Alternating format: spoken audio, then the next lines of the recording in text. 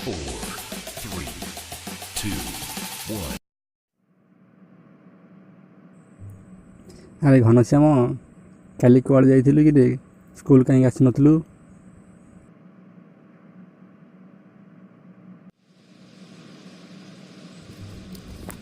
Hello baby, କ'ଣ ଲାଗୁଛ? Show beautiful.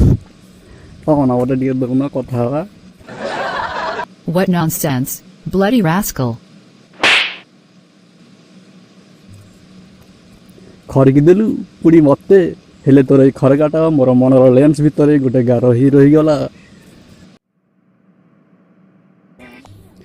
ବୁଢ଼ା ଯଦି ସତ କଥାଟା ଜାଣିବ, ପିଠିରେ ପୁରା ଖରିକି ପକାଇବ। ସାର୍ ରାତି ସାରା ଜ୍ୱର, ସେଇଥିପାଇଁ କାଲି ସ୍କୁଲ ଆସିପାରି ନଥିଲି। ଆଉ ରାକେଶ କ'ଣ କହୁଥିଲା, ତୁ କାଲି ବାଙ୍କିଡ଼ି ଯାଇଥିଲୁ ଖରିକିବାକୁ? ଏଠିକି ଆଇଲୁ, ଏଠିକି ପରା କହୁଛି। ଯାଉଛି ସାର୍, ଯାଉଛି। ତୁ ଥାର, ମୁଁ ତୋ ପାଖକୁ ଯାଉଛି।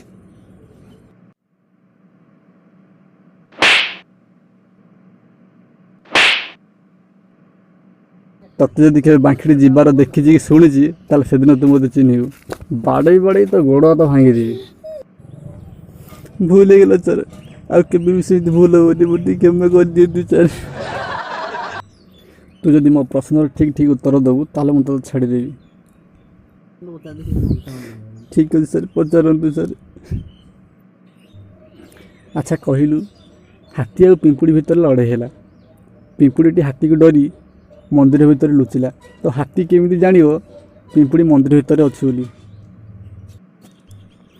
ସାର୍ ହାତୀ ଜନ୍ଦାକୁ ପଚାରିଥିବ, ଆଉ ଜନ୍ଦା କହିଦେଇଥିବ ଆଉ। ଆରେ ମୂର୍ଖ, ଜନ୍ଦା କେଉଁଠୁ ଆସିଲା? ଆରେ ଗଧ, ଏତିକି ଜାଣିନୁ? ପିମ୍ପୁଡ଼ି ତା ଚପଲ ଛାଡ଼ି ମନ୍ଦିର ଭିତରକୁ ଯାଇଥିଲା।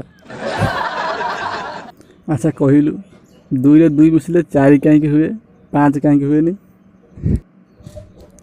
ସାର୍ ପରିବା ଦୋକାନରେ କାହିଁକି ପରିବା ମିଳେ, ସୁନା କାହିଁକି ମିଳେନି? ସାର୍ ସେଇଥିପାଇଁ।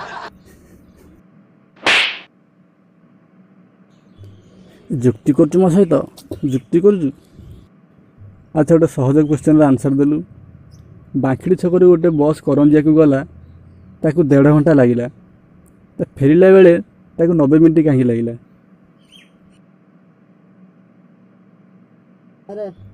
କ'ଣ ହେଇଥିବ? ବାଟରେ ଆଉ ଗାଡ଼ି ଫାଡ଼ି ଖରାପ ହେଇନି ତ? ଆରେ ଏତେ ସମୟ ହେଲା କ'ଣ ଭାବୁଛୁ?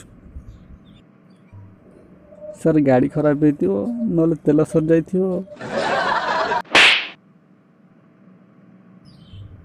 ମୂର୍ଖ। ଆରେ ମୂର୍ଖ କେଉଁଠିକାର? 1.5 ଘଣ୍ଟା ଆଉ 90 ମିନିଟ୍ ସମାନ ବୋଲି ତୁ ଜାଣିନୁ? କାଲି ଭଲକି ପାଠ ପଢ଼ିକି ଆସିବୁ। କାଲି ଯଦି ଉତ୍ତର ନ ଦେଇ ପାଇଲୁ, ମାରି ମାରି ତୋ ଗୋଡ଼ ହାତ ଭାଙ୍ଗିଦେବି, ବୁଝିଲୁ?